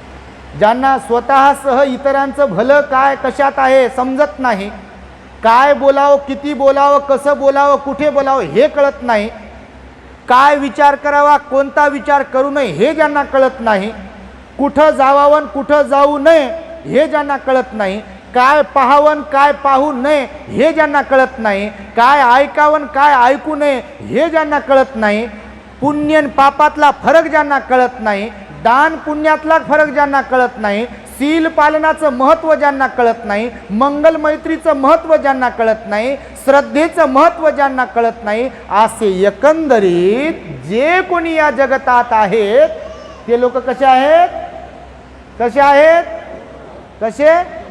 हां, तर भगवंतानं सांगितलं की जे असहनशील आहेत त्यांचा 5वा दुष्परिणाम कोणता, ते मूर्ख राहूनच मरतात. जीवनभर मूर्खच राहतात आणि मरताना पण मूर्ख राहूनच मरतात. बदलत नाहीत, या मार्गात येत नाहीत, दान पुण्य करत नाहीत, शील पालन करत नाहीत आणि ध्यान करत नाहीत. तर हे किती दुष्परिणाम झाले, 5 दुष्परिणाम झाले. ऐकू लागले ना. हां, आहे तुमच्यानं. तर आता 5 सुपरिणाम सांगतो तुम्हाला थोडक्यामध्ये. आस्थाबाईला खूप पुण्य मिळणार आहे बघा. नागदिवे साहेबांना, अस्मिताताईला, नागदिवे साहेबांना, परिवाराला खूप मोठं पुण्य मिळेल बघा. एवढ्या लोकांना जमवलं. तुम्ही सुद्धा खरंच आदर्श घ्या. भंतेजींना बोलवत जा, काही लागत नाही हो. काय लागते भंतेजींना बोलवायला? बरं, तुम्हाला जे पडतील त्यात भंतेजींना बोलवा. पाची बोट सारखेच असतात का? ज्यांचं मत लय तिखट आणि निगेटिव्ह आहे त्यांच्यासाठी सांगतो. तुमचे समजा 2-4 पोरं आहे, हा मुद्दा सांगतो मुद्दा म्हणून मी. तुमचे समजा 2-4 मुलं आहे आणि त्यातलं एक बिघडलेलं आहे. आता ती आई म्हणे बाई एक बिघडलं म्हणे, भंतेजी दारूच पिते म्हणे, तंबाखू खाते म्हणे, काय काय. आता बिघडलेलं कोणाचं नाही, घराघरात बिघडलेलं आहे. फक्त कोणाची झाकलेली आहे आणि कोणाची उघडी आहे, एवढाच फरक आहे ना. असा काही विषय नाही. अनाथ पिंडकाचाही पोरगा बिघडलेला होता, तुमच्या माहितीसाठी सांग, माहिती का तुम्हाला? तर तुम्हाला सांगतो मी, भगवान बुद्धांनी सांगितलं की बिघडलेले लोक असतात, नसतात का? बिघडलेले असतात, बिघडलेले. परंतु वेळेच्या अभावी मी तुम्हाला सांगत नाही. भगवान बुद्धांनी सांगितलेले हे सुपरिणाम सांगतो अगोदर, नंतर बोलतो त्याच्यावरती. तर हे लोक असतात असे बिघडलेले, पण 5 लोकातून 2-4 लेकरातून एखादं बिघडलेलं आहे. तर तुम्ही सांगताना असं म्हणता का सगळे लेकरं बिघडले हो माझे, सगळे लोक लेकरं दारू पितात हो माझे, सगळे लेकरं तंबाखू खातात हो माझे, सगळे लेकरं आमचा अपमान करतात हो, असं म्हणता का? म्हणता बाबा? आणि भंतेजीच्या बाबतीत काऊन म्हणतास? कोणतं नुकसान केलं तुमचं? अहो, बुद्ध शासन जे टिकून आहे, तुमच्या माहितीसाठी बारकाईनं अभ्यास करा.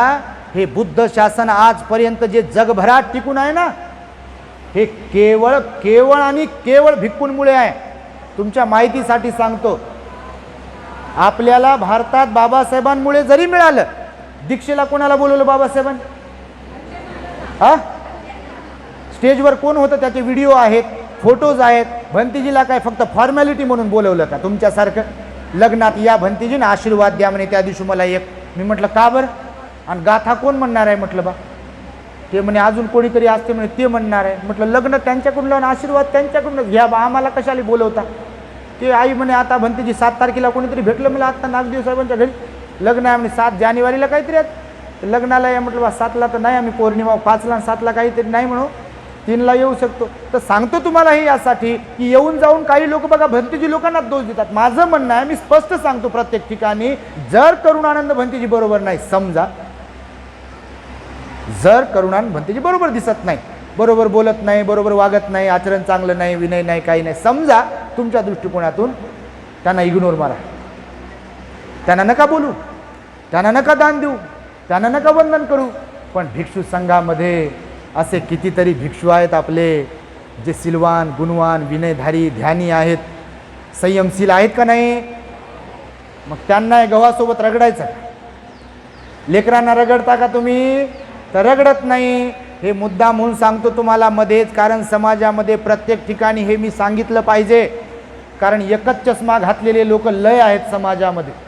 तर म्हणून सांगतो, तुम्ही मायबाप आहात, पारख तर आहे ना तुम्हाला, तुम्हाला ओळखता येत नाही का? आता मी तुमच्या मुलासमान आहे, कुणाच्या भावासमान आहे ना, तुम्हाला पारख कळत नाही का?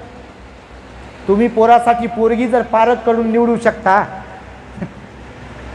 तुम्ही आपल्या पोरीसाठी पोरगा जर पारख करून निवडू शकता, तर घंटाभर बोलत असताना भंतेजीची पारख तुम्हाला होऊ नये?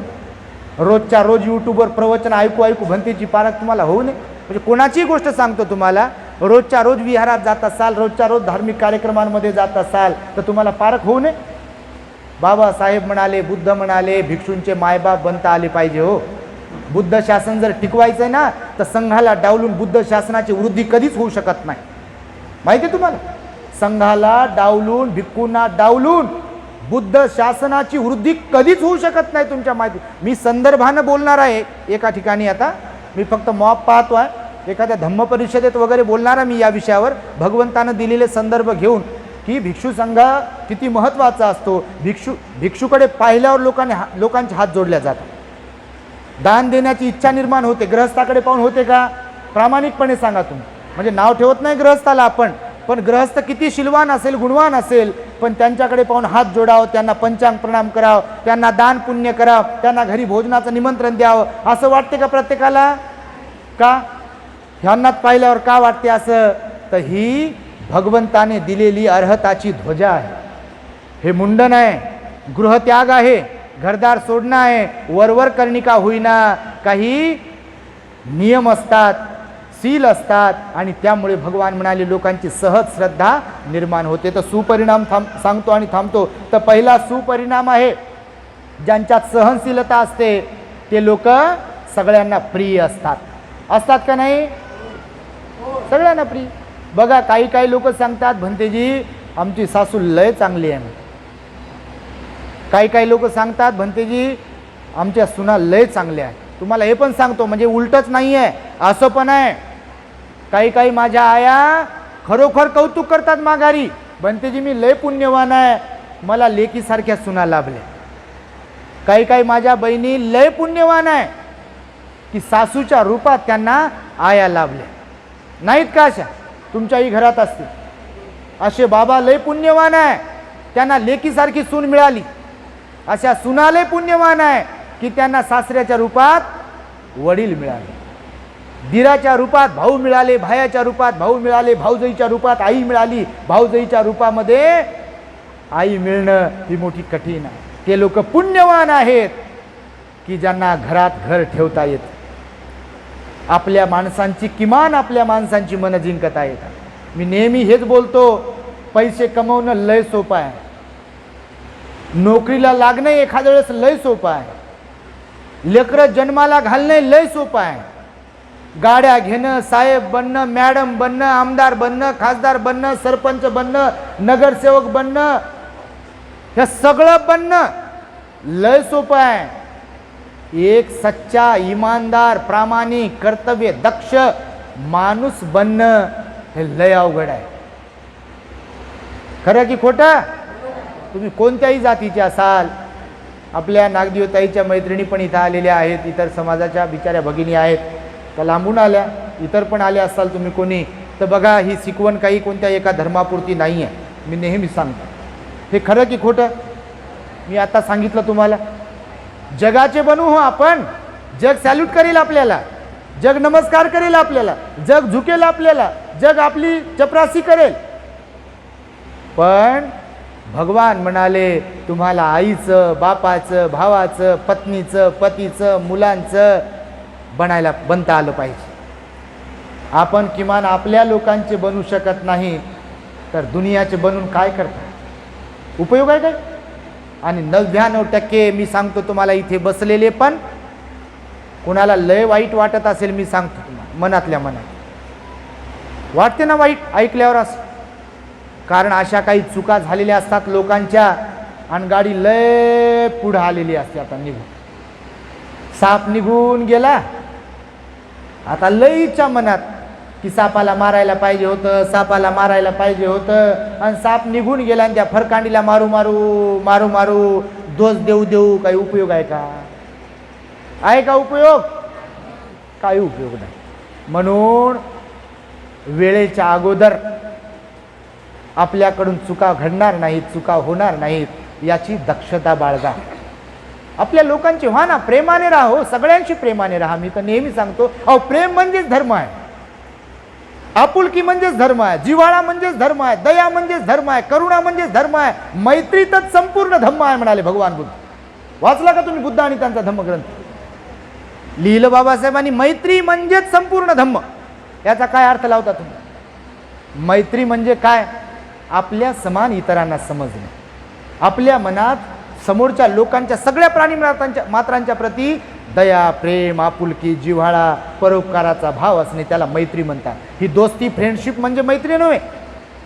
जिव्हाळा, आपुलकी त्याला मैत्री म्हणतात. आणि प्रेमाने जगाला खरंच जिंकता येत. मी रिपीट करू करू हे बोलत असतो प्रत्येक ठिकाणी. वैर जिंकाव प्रेमान, युद्धान वाढते युद्ध, शाक्य कोलिया संघर्षिते, वदले गौतम बुद्ध.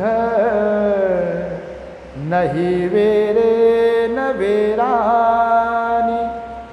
सम्मन्तिध कुदाचनं अव्ययेन च सम्मन्ति ये स धम्मो सनातनो. ही बुद्धाची वाणी, ही बुद्धाची वाणी आहे. भगवान म्हणाले वैराने वैर कधी शांत होऊ शकत. प्रेमाने जिंका तुम्ही, कोणी असो. तुम्ही जर वैर मनात बाळगत असाल, गाठी मारून ठेवाल ना, त्याचा दुष्परिणाम तुम्हाला स्वतःला अगोदर भोगावा लागेल. तुमचा बीपी हाय होत राहील, हायपर टेन्शन होईल तुम्हाला, तुमचा चेहऱ्याचा हावभाव बिघडत राहील. बघा तुम्ही, जे लोक क्रोधी असतात, चिडखोर स्वभावाचे असतात, रागीट असतात, द्वेष करणारे असतात, जळणारे असतात, ईर्ष्या बाळगणारे असतात, संशय करणारे असतात, त्यांची चर्या लय बेकार असते. तुम्हाला नॅचरली सौंदर्य जरी लाभलेलं असेल, पण मन जर गढूळ असेल ना, तर चेहरा बघा असा कसा तरी असतो. मी नेहमी सांगतो. आणि जर नैसर्गिकरित्या चेहरा जरी असा काळवट म्हणजे काळा वगैरे असेल, पण जर मन निर्मळ असेल ना, तर भावमुद्रा अशी प्रसन्न असते. आणि ते आपण बनवू शकतो. या चेहऱ्याला तर बदलवू शकत नाही. कोणती क्रीम जरी लावली तर तात्पुरतंच फक्त. थांबा म्हणते, नवरी येऊ लागली म्हणते, ते कुठं गेली म्हणते, काय म्हणते ते, हां पार्लरमध्ये गेली म्हणते. बनते जी 5 मिनटं थांबा.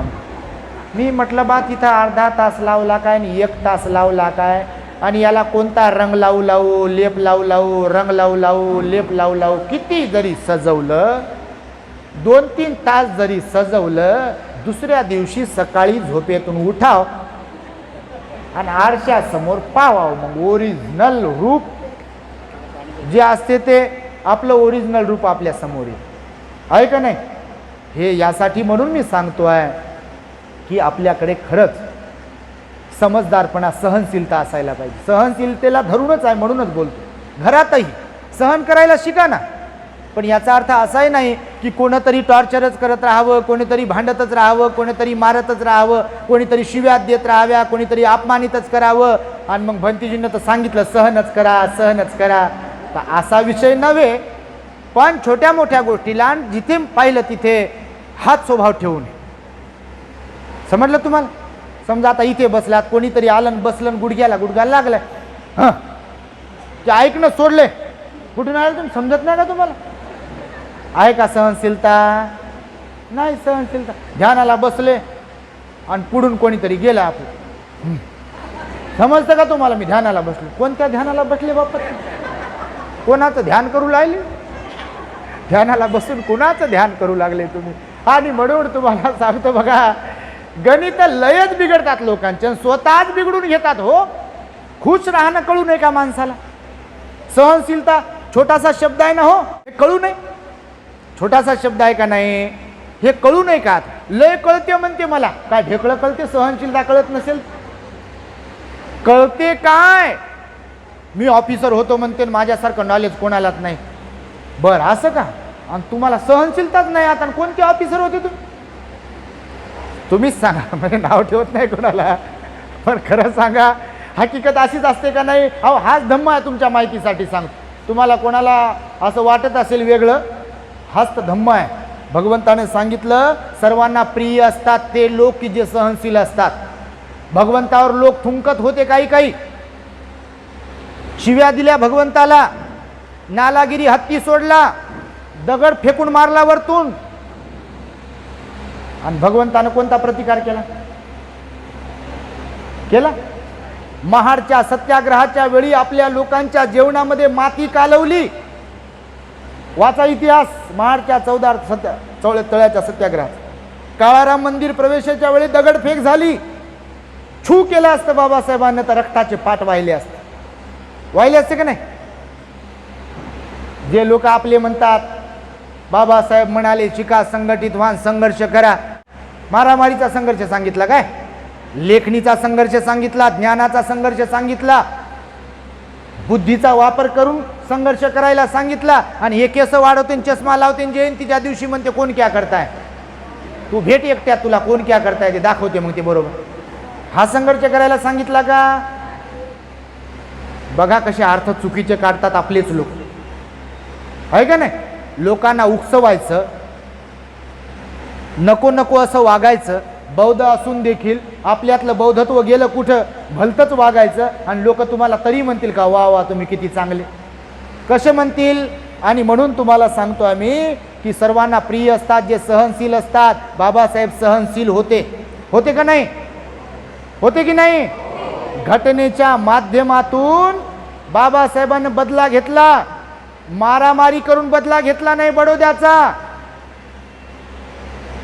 तो निजाम म्हणत होता पैसे घ्या, आमच्या धर्मात या, खात्मा करू सगळ्यांचा या देशातल्या. शीख लोक म्हणत होते आमच्या धर्मात या, शस्त्र घेण्याचा परवाना आहे, खात्मा करू शकता तुम्ही, बदला घेऊ शकता. त्यांच्यापैकी बाबासाहेब नव्हते.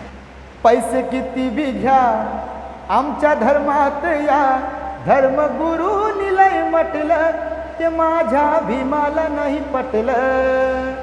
हे लिहिलं प्रतापसिंग बुदडे. म्हणजे हे गाणं नाही, नाच गाण्याचं नाही तर बाबा कोणी असं चाबी फिरवलेलं बसलेलं असेल इथं, भंतेजी कुठं गाणं म्हणते का आणि भंतेजी कुठं गाणं म्हणते का, हे सारं सोडेल आणि तिकडं जाईल. भंतेजीने त्या गाणं म्हटलं हो, तुम्ही तर म्हणता नच्चगीत वाद ते भंतेजी गाणं म्हटलं. हे गाणं आहे का, हे नाचायचं गाणं आहे का, हा हे नाचायचं गाणं आहे का. बाबासाहेबांचं गाणं नाचायचं नाही आहे, भगवंताचं गाणं नाचायचं नाही आहे. नाचण्यासाठी नाही गाणं, स्वतःची ट्यूब पेटवण्याचं गाणं आहे. भीमा तुझ्या मताचे जर 5 लोक असते, भीमा तुझ्या मताचे जर 5 लोक असते, तलवारीचे तयांच्या न्यारेच टोक असते. भीमा तुझ्या मताचे जर 5 लोक असते. है ना. वाणीत भीम आहे, करणीत भीम असता, वर्तन तुझ्या पिलांचे सारेच चोख असते, नेक असते. आहे का, आहे का हकीकतमध्ये. आणि हे नाचते कोणत्या गाण्यावर, भीम के लगते जिगर आधे इधर आधे उधर. भाऊ नाचू कोणत्या गाण्यावर लागला तू, त्या गाण्याचा अर्थ काय, तू चालला कुठं, हा ध्यानावर काही तुम्हीच सांगा, ध्यानावर आहे का, नाही आहे ध्यानावर. आणि म्हणून सांगितलं की बाबासाहेब सुद्धा सहनशील होते. घटनेमध्ये सगळ्यांच्यासाठी स्कीम लिहिली, सगळ्यांच्यासाठी रिझर्वेशन लिहिलं. केवळ महार मागांसाठी लिहिलं का रिझर्वेशन, स्कॉलरशिप फक्त महारांसाठी बौद्धांसाठी दिली का, केवळ नाही दिली. हिंदू कोड बिल काय महारा मांगांच्या बायांसाठी लिहिलं का, लिहिलं सगळ्यांच्यासाठीच तर आहे ना. का तर सहनशील होते, बदला तसा घेतला नाही मारामारी करून. परिस्थितीला बदलवलं, परिवर्तन घडवलं, पलायन केलं नाही, परिवर्तन घडवलं. म्हणून सहनशील बाबासाहेब होते. हे मला सांगायचं तर हा पहिला सद्गुण, ज्यांच्याकडे सहनशीलता असते ना ते सगळ्यांना प्रिय असतात. म्हणून आपले बाबासाहेब सगळ्यांना प्रिय आहे. माहिती आहे तुम्हाला, फोटो लावावाच लागतो, नाव घेणं हो न घेणं, 4 चौघात बोलून दाखवणं हो न हो. आता माझी मैत्री आहे सगळ्यांच्या सोबत, मुस्लिम मौलवींसोबत पण मैत्री आहे, वारकरी संप्रदायातल्या कीर्तनकारांसोबत पण मैत्री आहे, सगळ्या लोकांसोबत मैत्री आहे. आपल्या चॅनलवरचे इतर लोकांचे पण प्रवचन ऐकतात, तेही फोन करतात. नंबर आहे ना आपला. भंतेजी हे माहीत नव्हतं आम्हाला, फक्त आम्हाला वाटत होतं बा 14 एप्रिलला तुमचे पोरं येतात निळे फेटे घालून, काहीतरी त्यांनी टाकलेलं असते पोटात आणि ते आमच्याकडे पाहू पाहू डान्स करतात, नाचतात. तर आम्हाला वाटलं बाबासाहेबांनी एवढंच स्वीकारून दिले त्याने. पण आता कळू लागलं म्हणे बुद्ध काय आहे आणि बुद्धाची शिकवण काय आहे, माहिती आहे तुम्हाला. म्हणून केवळ आपल्या लोकांसाठी शिकवण नाही, म्हणून तर बुद्ध बाबासाहेब सगळ्यांना प्रिय आहे. भलेही जाहीरपणे लोक स्वीकारत नाहीत, पण आतून का होईना लोक स्वीकारतात. तुमच्या माहितीसाठी सांगतो, तुम्ही मेडिटेशन सेंटरला जर जाणाऱ्यांपैकी असाल तर कोणते लोक येतात जास्त तिथे, हा. आणि आपले लोक म्हणते ते गोयंका कुठची मारवाडी. अरे जाऊन तर बसती तर 10 दिवस, ध्यान करून तर पहा बरं. नाही त्यांच्याकडे जायचं तुला, आमच्याकडे ये. आपला व्हिडिओ आहे, आनापानसतीचा व्हिडिओ आहे आपल्या चॅनलवरती. का केवळ असेच प्रवचन देतो असा नाही विषय. आनापानसतीचा 37 मिनिटाचा व्हिडिओ आहे. डेली सकाळी तुम्हाला मॉर्निंगला मेडिटेशन करण्यासाठी तो व्हिडिओ टाकला बघा. ज्यांना मनशांती हवी आहे, जे वैतागून गेलेत, परेशान आहेत, त्यांनी तो व्हिडिओ लावावा, प्ले करावा आणि ध्यान करावं. तुमचं मन शांत होईल, रिफ्रेश व्हाल तुम्ही, रिचार्ज व्हाल तुम्ही, चार्जिंग होईल तुमची. ध्यान करत जा रोज सकाळी. आणि म्हणून सर्वांना प्रिय असतात सहनशील माणसाचा पहिला सद्गुण. दुसरा सद्गुण सांगितला ते सर्वांना आवडणारे असतात. सगळ्यांना आवडतात, प्रिय तर असतातच पण आवडतात पण. जिथं जातील तिथं लोक येतात त्यांना नमस्कार वंदामी म्हणते, जय भीम म्हणते. आम्ही जिथे राहतो औरंगाबादला, इकडं मुंबईमध्ये पण राहतो आम्ही गोरेगावला, पण जास्त आता औरंगाबादला सध्या राहतोय आम्ही. तर औरंगाबादला कॉलनीमध्ये विहार आहे आपलं.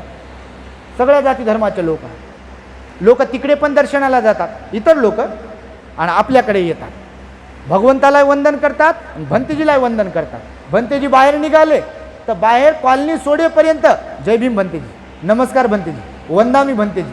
सगळ्या जाती धर्माचे लोक म्हणतात. तुमच्या माहितीसाठी सांग, सगळा समाज कोणताच एक दोषी नसतो. हे बाबासाहेबांनी पण म्हटलेलं आहे. माहिती आहे तुम्हाला, कोणतेही जाती धर्माचे लोक असो, सगळेच्या सगळे वाईट किंवा चांगले नसतात. काय आपले बौद्ध झाले म्हणजे काय लयच चांगले आहेत का? तुम्हीच सांगा, आहेत का? नाहीच म्हणू शकता तुम्ही. आहे काय म्हणाल तुम्ही? नाहीच आहे हो. काही काही खूप चांगले आहे आणि काही काही वायात गेलेले आहेत ना. काही काहींना तर बुद्धाहूनही काहीच देणं घेणं नाही. नाहीत का असे?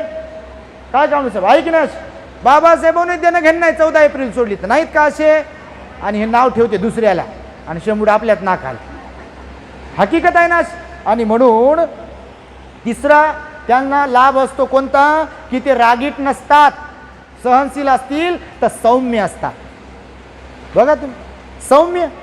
या बसा, जेवण करा ना, 2 घास खाओ. असतात ना असे लोक. आणि काही काही थांबा तुम्ही पुढे चला, मी येतो जेवण करू. सौम्य असायला पाहिजे आपण. सौम्य समजते ना तुम्हाला?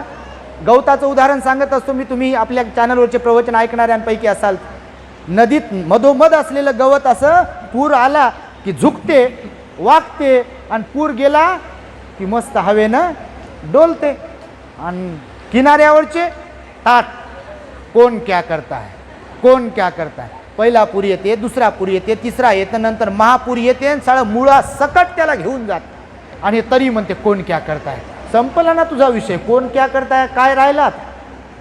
होते का नाही असं? तर म्हणून आपला स्वभाव सौम्य असावा. सौम्य सहनशील असतील तर त्यांचा फायदा आहे की सौम्यपणा त्यांच्या अंगी. पश्चाताप न करणारे असतात. चौथा त्यांना सुपरिणाम प्राप्त होतो सहनशीलांना, की ते पश्चाताप न करणारे. जसे की तुम्ही आता इथे आलात खरं, पण समजा कुणाला वाटत असेल आता भंतीजीला समजत नसेल का किती वाजले, समजा आहे का नाही, पण तरी वाटते नाही गड्या लयच भारी सुरू आहे आणि ऐकल्याशिवाय जायचंच नाही. तर हा पश्चाताप आहे का? हा पश्चाताप नाही आहे. उलट हा आनंद आहे की हे भेटत नाही ना, हे भेटते का? सारी दुनिया भेटेल हो, पण हे भेटत नाही पुन्हा पुन्हा. ते पण लाईव्ह, थेट प्रक्षेपण, प्रत्यक्ष नेहमी भेटत नाही ना. हे प्रयत्न करू करू आमचे नागदेव साहेब फोन करू करू परेशान. तुम्हाला जर मी दाखवले त्यांचे मेसेज आणि त्यांचे फोन कॉल तर तुम्ही पण हैराण व्हाल. एवढे फोन स्वतः उचलले नाही, बायकोला करायला सांगितले ताईला आमच्या, फोन कर भंतीजीला, बोलव भंतीजीला, तुम्ही बोलव. तर हे यासाठी म्हणून सांगतो, हे पुन्हा पुन्हा भेटत नाही. आणि शेवटचं सांगतो तुम्हाला, 5वा त्यांचा सुपरिणाम आहे सहनशील असण्याचा, तो म्हणजे मरताना प्रसन्न चित्ताने मरतात. का? तर सहनशील तेच बनतात की ज्यांच्यामध्ये धार्मिकता आहे. आणि धार्मिकता म्हणजे काय? तर ज्यांचा वाणीवर, मनावर आणि शरीरावर संयम आहे. जे संयमपूर्ण जीवन जगतात ते सहनशील असतात. आणि जे सहनशील असतात ते धम्माच्या आचरणाला फॉलो करणारे असतात. आणि जे धम्माचं आचरण करणारे असतात ते मरताना प्रसन्न चित्ताने मरतात. बघ लक्षात, बाबासाहेब गेले प्रसन्न चित्ताने गेले. सुद्धा मला वाटलं की बाबासाहेब झोपूनच आहे. माहिती आहे तुम्हाला? तर हे किती झाले? 5 असहनशील असण्याचे 5 दुष्परिणाम आणि सहनशील असण्याचे 5 सुपरिणाम सांगितले. बघा, मी तुम्हाला आता सांगितलं असतं, एक बोधकथा सांगणार होतो मी, पण मला वाटतं वेळ जास्त झाला म्हणून बोधकथा काय सांगत नाही.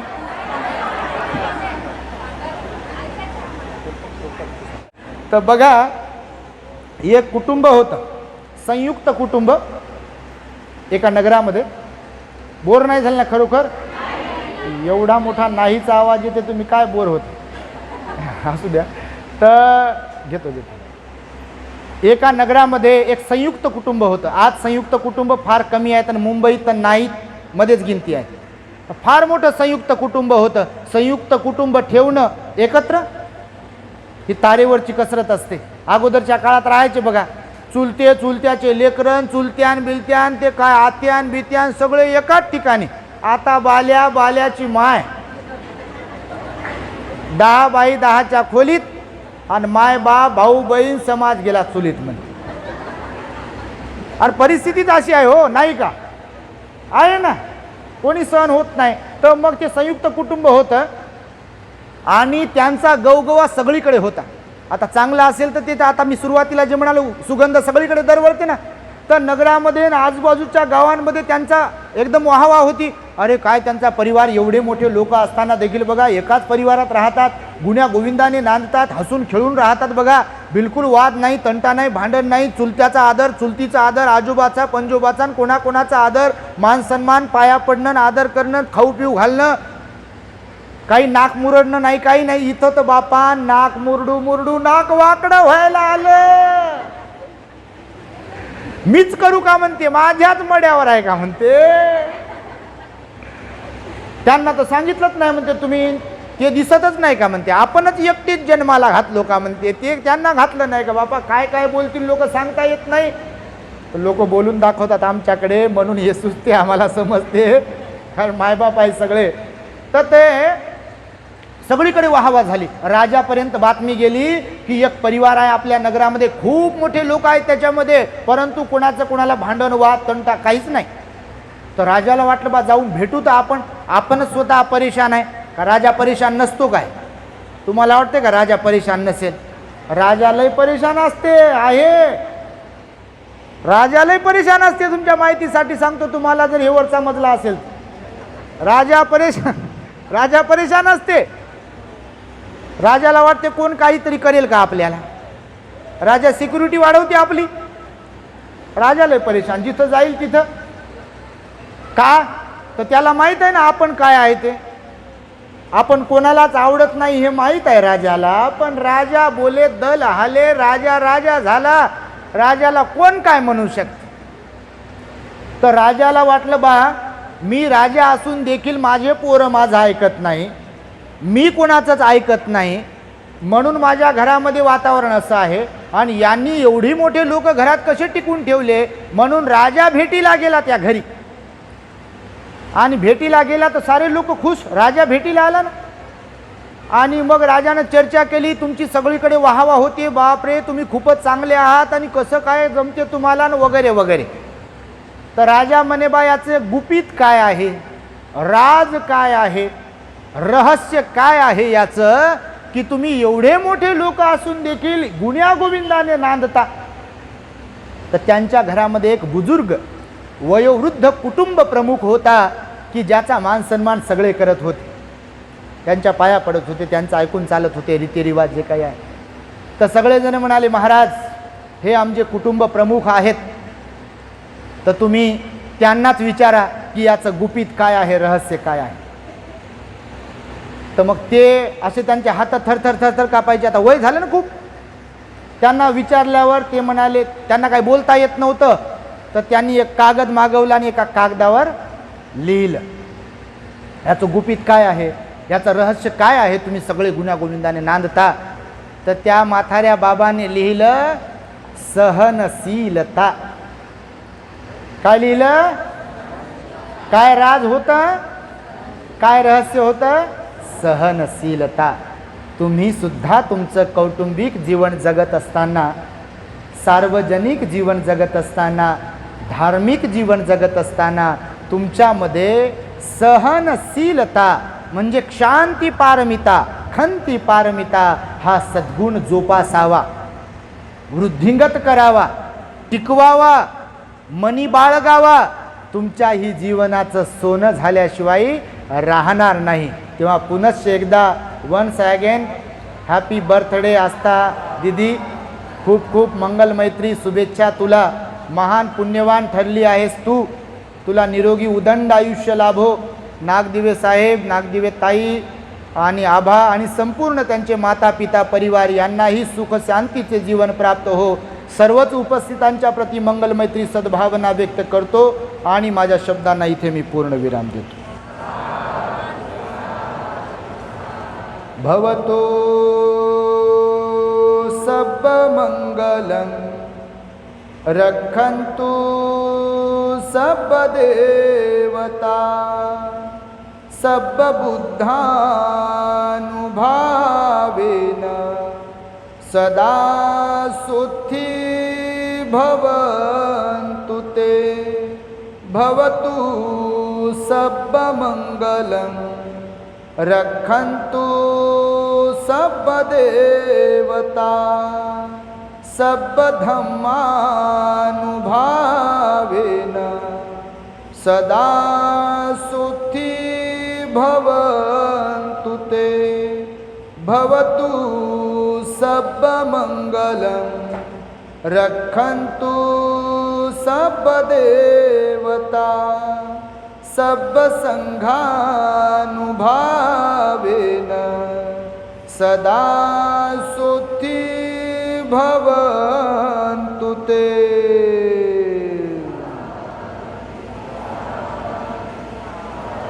बुद्धं नमामि, धम्मं नमामि, संघं नमामि. The great happiness. बुद्धं शरणं गच्छामि.